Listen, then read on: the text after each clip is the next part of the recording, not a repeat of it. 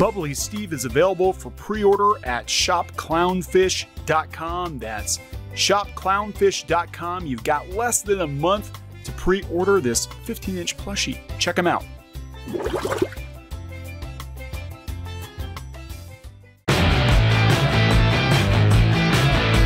Hey guys, welcome back to Clownfish TV. This is Neon. I am not here with Geeky Sparkles. She's actually painting the living room right now, and apparently that's more important than talking about shitty comic book movies. No, I don't know. She's busy right now.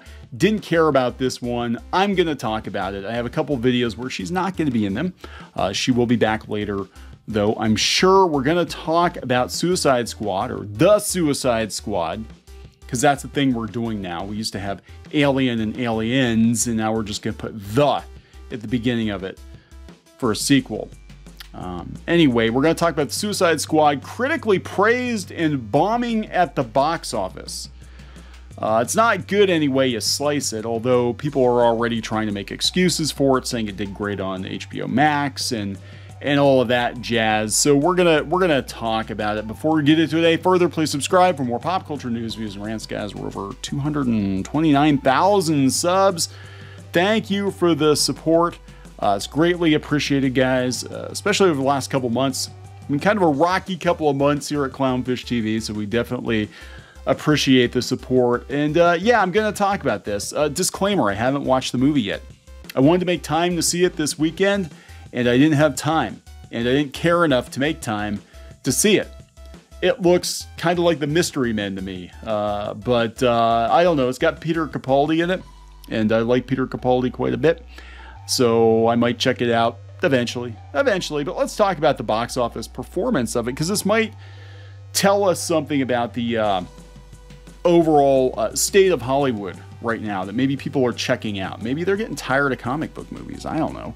Maybe they're getting tired of goofy ass comic book movies. Box office, critically praised Suicide Squad bombs with $26 million opening, over $100 million less than original. Well, of course, you know, we are living in unprecedented times, uncertain, unprecedented times. I've seen articles out there blaming the Delta variant for this being a misfire.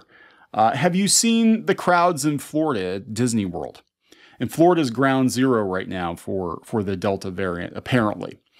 I don't think that's it. I think people just didn't give a shit. And it's one of those movies where people are like, didn't it come out already? And also, people are kind of looking at this and being like, didn't this one come out already? Didn't we see this movie already? Yeah, if they called it Suicide Squad 2, but it's called The Suicide Squad, I think they probably should have called it Suicide Squad 2. Maybe, other than Harley Quinn. I think she's the only character returning from the original. But a lot of people probably didn't make the connection. I don't know. Very, very disappointing, says Showbiz 411. There will be a lot of Monday morning quarterbacks discussing the fate of James Gunn's Suicide Squad. The second SS movie, and far better than the first, was a dud at the box office. Just $26 million opening weekend. Over $100 million less than the original film. Well, it might be because the original movie wasn't that fantastic. Yeah, and other things. The news is frustrating because people are missing a really fun film. A lot of the same excuses for Birds of Prey. I remember this. Birds of Prey was an underperformer. They blamed COVID, even though the movie was out before the lockdowns.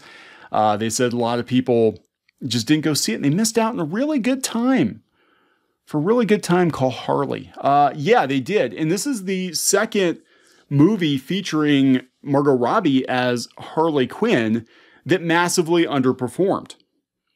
You know, a lot of these DC movies are massively underperforming. Gotta wonder what the fate of the DCEU is at this point, because, you know, this can't continue. It's not going to continue indefinitely, especially with Warner and Discovery merging. They're going to be looking to make as much money as they can off of these characters and these properties. But confusion or boredom concerning the title, almost the same as the original, may have played a part in the failure, as kind of, maybe, sort of, or fear of going to theaters in light of the rising pandemic numbers again. I don't buy that. Or basic dislike of the brand after the first one, maybe that one. Scored a huge opening but became derided over time. Others will say the R rating kept kids away. Again, same excuses as Birds of Prey. It should have been PG-13. A few snips would have remedied that, and Gunn could have had an R-rated DVD release later. They might have wanted to do that. Especially, they keep putting Harley Quinn in hard R movies, but they market the character to children. They do. They market her to kids. I don't understand it. Warner Brothers doesn't give numbers for HBO Max, where The Suicide Squad was also playing. Somehow I think the movie will grow as a cult film over time, but time is not what it has at the moment. And yeah, for sure. I think, this isn't going to go well. This is Scott Mendelson from Forbes. Can't deny it. It was a flop. It gets Tomb Raider trapped with a poor $12.12 million Friday, and it got worse. 10 reasons why The Suicide Squad is a box office disaster. Scott Mendelson used to be kind of the voice of Hollywood here. Now he's like, nope, it's not good, guys. As I feared, James Gunn's critically acclaimed Suicide Squad opened this weekend with a $26.5 million domestic and $72 million worldwide debut. That's below even the fingers crossed $30 million benchmark and below both Space Jam: A New Legacy and Jungle Cruise. That's pretty bad. Yeah, we're still in the pandemic with infection rates rising. Yeah, it's available concurrently on HBO Max, but as regular readers know, I never considered Suicide Squad a remotely safe bet well before COVID changes or changed the equation. Frankly, most of the big films this summer, Jungle Cruise, Space Jam 2, Snake Eyes, Free Guy, were at best commercial question marks. Suicide Squad stings because A, it had rave reviews, well, so did Birds of Prey, and B, lots of folks thought would repeat what happened in 2016 when Suicide Squad crushed it on this very weekend in 2016, snapping the summer season out of a June-July slump. So what went wrong? Well, COVID, obviously. There's a cruel, well, okay. Really? Because he also wrote an article talking about how horror movies are doing very well. Quiet Place did very, very well. Space Jam did better than expected. So it's not just COVID. I mean, yeah, the numbers are rising, but just in certain parts of the country. And you know what I'm saying? Like, that's not it. People weren't interested in this movie. Simply put, May and June were mostly quiet and small slates, with A Quiet Place 2 dominating over Memorial Day and F9 crushing it in late June. Both must-see sequels performed pretty close to business as usual in North America. Yeah. But yeah, it's been kind of a lackluster summer, hasn't it? It's not a movie, it's HBO Max. We'll find out tomorrow, courtesy of Samba TV, how well The Suicide Squad may have performed on opening weekend. We're going to talk about that. In terms of HBO Max viewership, generally speaking, I'm inclined to argue it didn't make much of an impact.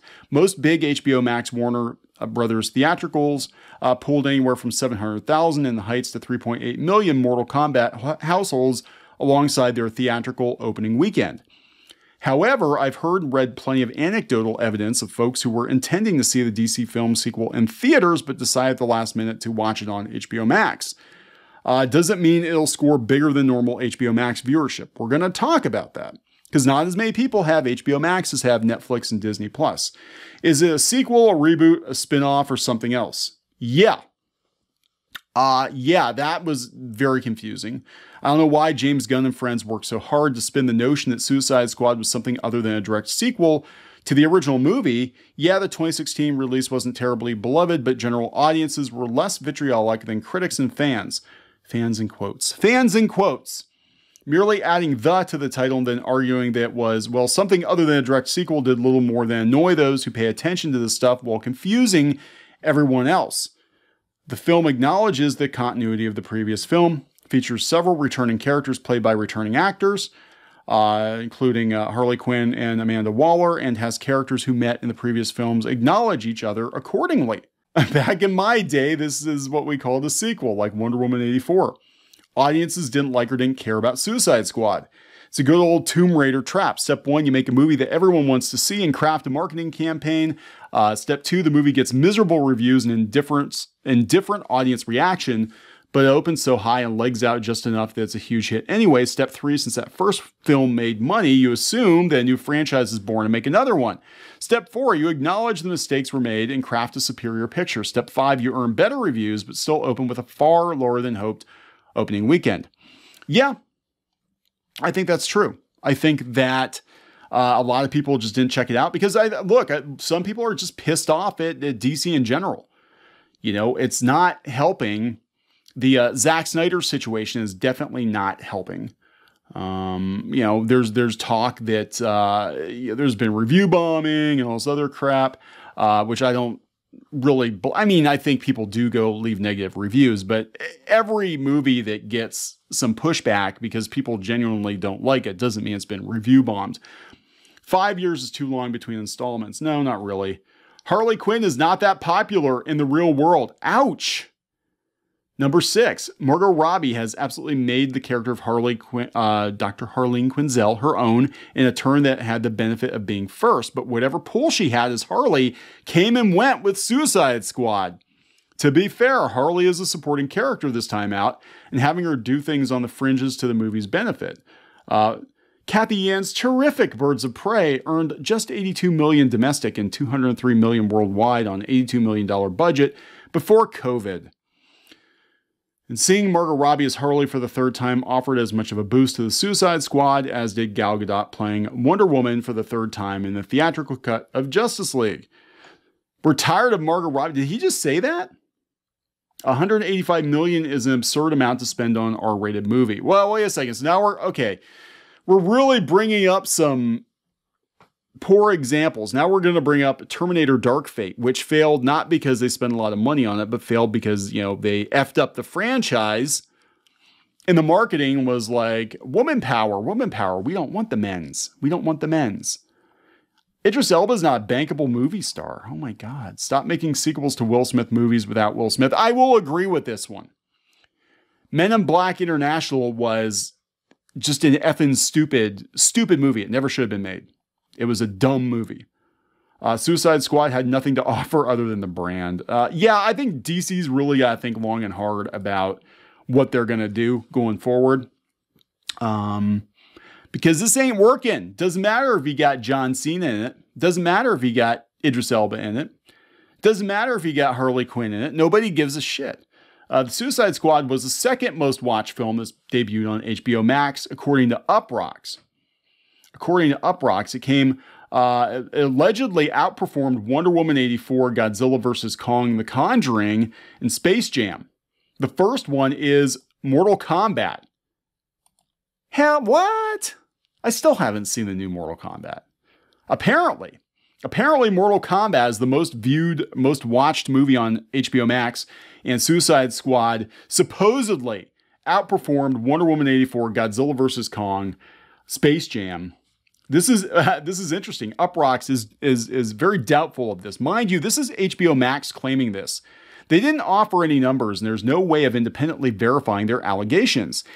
It's the same as when Netflix claims such and such a movie was a monster hit, but if it's legit, then a lot of people watch Margot Robbie perform a pretty impressive stunt herself and watch spoiler, unexpectedly eat it in the hilariously grisly first 10 minutes. So the movie they're calling a bomb might not be quite dead after all. Interesting. Spoiler. All right. So, yeah. I don't know if I believe it, personally. There's a lot of damage control being done with DC these days, isn't there? Isn't there, really? Because now they're like, oh, yeah, it was a huge hit on HBO Max. Trust us. Same with DC Comics. Oh, we're not going to stop publishing comic books. Trust us. Everything's fine. Yeah, we're merging. Warner Media is merging with Discovery, and there's probably going to be a lot of corporate restructuring and all that, but everything's fine. Don't worry, guys. The Flash movie starring Michael Keaton's Batman and taking a back seat to Supergirl, that's going to fix all of this. That's going to fix everything wrong with the DCEU, right? People have checked out. We got the Snyder Cut. It was, in my opinion, vastly superior to the theatrical cut. They should have just continued from there. We're getting Aquaman 2 with Amber Heard, despite the fact that a lot of people don't want Amber Heard in that movie, that there have been hundreds of thousands of people complaining about Amber Heard being in that movie. Nobody cares. It's the DCEU. The DCEU is done. It's put a fork in it. It's dead. It's over. Nobody cares. Go home. Go home, DC. Go home, Warner. You're drunk. Gonna wrap this up. Please subscribe for more pop culture news, views, and rants, guys. We'll talk later.